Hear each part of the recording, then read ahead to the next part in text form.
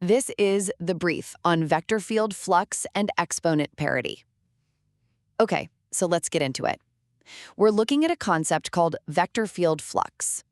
You can just think of it as the total flow of a power field, right through a sphere.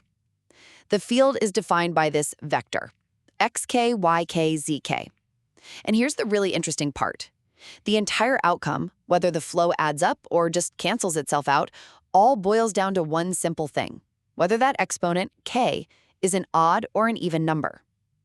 First up, the total flux is totally determined by the exponent's parity. Why? Well, because the parity is what sets up the overall symmetry of the field.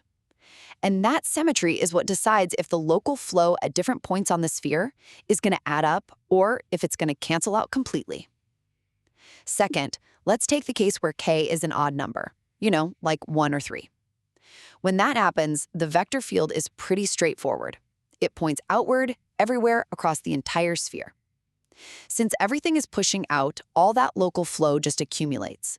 There's no cancellation, so you end up with a definite, positive total flux. And finally, what happens when k is even? Think 2 or 4.